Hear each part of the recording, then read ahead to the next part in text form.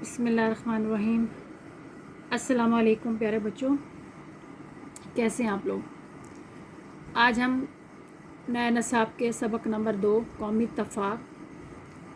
جس کے مصنف سر سید احمد خان ہیں، اس کی آج ہم تشریح کریں گے۔ یہاں پہ لکھ لیں صنف ادب میں قومی اتفاق صنف کے اعتبار سے مضمون ہے۔ اس میں آپشن آتی ہیں ڈرامہ، ناول، افسانہ اور مضمون کی، تو اس میں آپ نے یہ مضمون کے آپشن پہ ٹک کرنا ہے۔ تھوڑا سا مشکل ہے، ذرا اس کو دھیان سے سمجھیے گا، پھر اس طرح آپ کو اچھی طرح سمجھ آ جائے گا۔ قوم کا لفظ ایک ایسا لفظ ہے جس کے معنوں پر کس قدر غور کرنا لازم ہے، یعنی بہت زیادہ، کسی قدر یعنی بہت زیادہ غور کرنا یا اس کے بارے میں سوچنا لازم ہے، یعنی بہت ضروری ہے۔ زمانہ دراز سے یعنی کافی عرصے سے یا بہت لمبے عرصے سے، جس کی ابتدا تاریخی زمانے سے بھی بالا تر ہے، یعنی جس کا آغاز تاریخی زمانے سے بھی پہلے ہو چکا ہے۔ بالا تر کا مطلب ایسا ہوتا ہے اوپر بڑھ کر، لیکن یہاں مطلب ہوگا ابتدائی زمانے سے بھی پہلے ہو چکا ہے۔ قوموں کا شمار کسی بزرگ کی نسل میں ہونے یا کسی ملک کا باشندہ ہونے سے ہوتا ہے، یعنی ہم قوم کا مطلب لیتے ہیں کہ یہ یا تو کسی بزرگ نسل سے یہ لوگ چلے آ رہے ہیں تو یہ اس بزرگ نسل کی قوم ہے، یا پھر یہ کسی ملک کا باشندہ یعنی رہنے والا، باشندہ کہتے ہیں رہنے والے کو، یا کسی ملک کا باشندہ یعنی رہنے والا ہے، تو اس سے پتہ چلتا ہے یہ پاکستانی قوم ہے، انڈین قوم ہے، یا جاپانی قوم ہے، یا اس بہت بڑی بزرگ ہستی کی نسل سے آ رہی، تو ہم اس کا منسوب کر دیتے، اس کو ملا دیتے ہیں۔ حضرت محمد رسول اللہ صلی اللہ علیہ وآلہ وسلم نے اس تفرقہ قومی کو، یعنی اس قوم کے اس فرق کو جو صرف دنیاوی اعتبار سے تھا، یعنی صرف دنیا کے لیے تھا، مٹا دیا، یعنی ختم کر دیا، اور ایک روحانی رشتہ یعنی ایک روح کا رشتہ ہوتا ہے، اسے ایک جسمانی رشتہ کہتے ہیں جو انسان کے جسم کے ساتھ تعلق ہوتا ہے، روح کا ہوتا ہے جہاں سے آپ کی مطلب ہے آپ کی طبیعت یا آپ کا روح جو ہے آپس میں ملتی ہے، اس کو کہتے ہیں روحانی رشتہ۔ ایک روحانی رشتہ قومی قائم کیا، یعنی قوم کا ایک روحانی رشتہ قائم کیا جو ایک حبل المتین کہتے ہیں مضبوط رسی یا پکا وسیلہ یا پکا جوڑ، یا اسے ملا دیا، یعنی ایک روحانی رشتہ قومی سے ملا دیا جو کیا تھا، ایک مضبوط رسی سے تعلق رکھتا تھا یا ایک پکا وسیلہ تھا، اور وہ وسیلہ کیا تھا؟ لا الہ الا اللہ محمد رسول اللہ، یعنی اللہ کے سوا کوئی عبادت کے لائق نہیں اور محمد صلی اللہ علیہ وسلم اللہ کے رسول ہیں، سے مضبوط تھا، یعنی سے جڑا ہوا تھا۔ یعنی دنیا میں جو فرق ہے، جو قوم بنتی ہے وہ دنیاوی اعتبار سے ہوتی ہے، یعنی آپ صلی اللہ علیہ وسلم نے جو روحانی رشتہ قائم کیا لوگوں کے درمیان، وہ ایک مضبوط رسی سے تعلق رکھتا تھا، جڑا ہوا تھا، اور مضبوط رسی کیا تھی؟ لا الہ الا اللہ، یعنی جس نے کلمہ پڑھ لیا وہ ایک قوم بن گیا۔ تمام قومی سلسلے یعنی تمام قومی جو تعلقات ہیں، تمام قومی جو رشتے ہیں، سب کے سب جو ہیں وہ اس روحانی رشتے کے سامنے، یعنی جو کلمہ لا الہ پڑھنے سے اس رشتے کے سامنے نیست و نبود ہو گئے، یعنی اس کے سامنے بالکل اسی آگے اگر بالکل ختم ہو گئے، تباہ و برباد ہو گئے،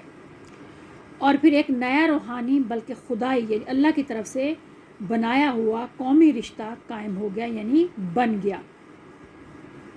یعنی جو بھی آپ صلی اللہ علیہ وسلم کام کرتے تھے وہ اللہ کے حکم سے ہی تھا، تو جب آپ صلی اللہ علیہ وسلم نے کہہ دیا کہ جس نے کلمہ پڑھ لیا وہ ایک قوم بن گیا، تو اس کا مطلب ہے کہ وہ خدا کی طرف سے بنایا ہوا قومی رشتہ ہے۔ آگے اسلام کسی سے نہیں پوچھتا کہ وہ ترک ہے یا تاجک، یہ ملکوں کے نام ہیں، یعنی ترکی سے تعلق رکھتا ہے یا تاجکستان سے،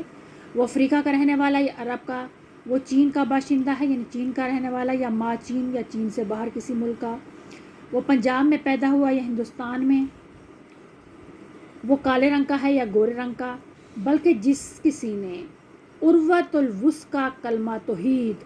یعنی اللہ کو ایک ماننے کا، وحدت کا جو کلمہ ہے،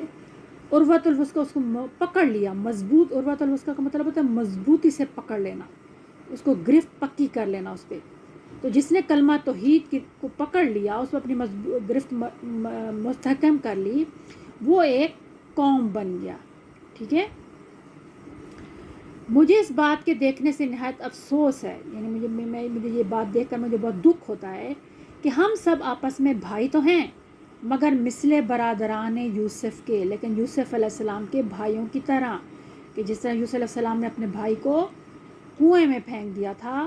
باپ کو تو وہ یہ کہہ کے گئے تھے ہم اس کا خیال رکھیں گے،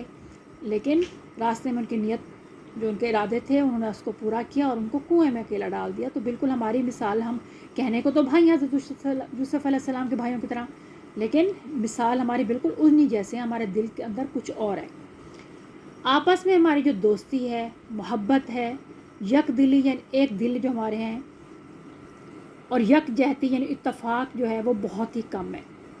اور اس کی جگہ کیا ہے؟ حسد یعنی جلن ہمارے اندر بہت ہے، بغض کہتے ہیں کینہ کو، وہ بہت زیادہ ہے، عداوت یعنی نفرت، یہ تین چیزیں ہر جگہ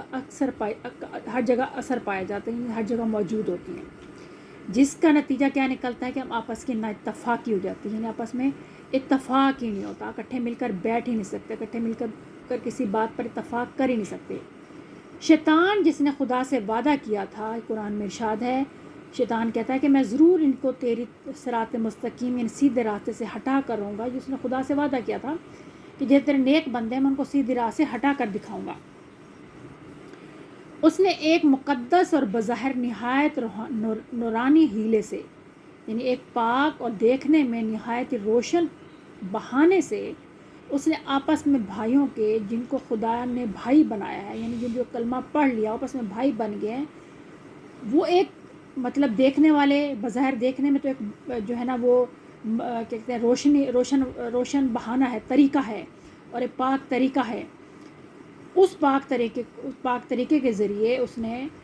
جو آپس کے بھائی ہیں ان میں کیا کرنے میں کامیاب ہو گیا؟ نفاق یا نفرت ڈالنے میں کامیاب ہو گیا۔ اور جس طرح کہ ہمارے باپ حضرت آدم علیہ السلام اس کے دھوکے کو خالص دوستی سمجھ کر دھوکے میں آ گئے تھے، کہ حضرت آدم علیہ السلام سے بھی اس نے دوستی کی تھی، اور پھر اس کے بعد ان کو کہا تھا کہ درخت کے پھل کھا لو آپ کو کچھ نہیں ہوگا، تو پھر حضرت آدم علیہ السلام نے درخت کا پھل کھا لیا، پھر اس کے بعد اللہ تعالیٰ ان کو جنت سے نکال دیا شیطان کی بات ماننے پر۔ تو اس طرح ادھر بھی دوستی جو ہے نا وہ اس نے دھوکے میں آ گئے تھے، اس طرح ہم بھی اس کے دھوکے میں آ جاتے ہیں، یعنی ہم سے بھی وہ دغا کر جاتا ہے، ہم بھی اس کی باتوں میں آ جاتے ہیں، اور اس نفاق کو جو ہر حالت میں مردود ہے، یعنی وہ نا اتفاقی، وہ نفرت آپس کی جو ہر لحاظ سے مردود کا مطلب ہے ملعون کیا گیا، رد کیا گیا، جسے انکار کیا ہوا ہے، جو ہر حالت میں منع ہے، ایک مقدس لباس پہنا لیتے ہیں، یعنی بہترین انداز سے لوگوں کو دکھاتے ہیں۔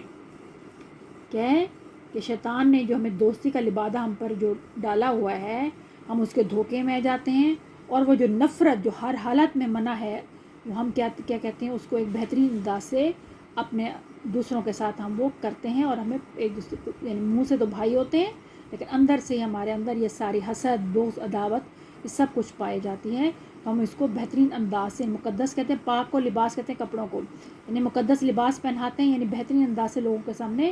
پیش کرتے ہیں، یعنی دکھاوا ہمارا کچھ اور ہوتا ہے۔ آج کے لیے اتنا ہی کافی ہے، انشاءاللہ نیکسٹ اس میں آپ کو قومی اتفاق کا اگلا صفحہ پھر پڑھاؤں گی۔ السلام علیکم ورحمۃ اللہ وبرکاتہ۔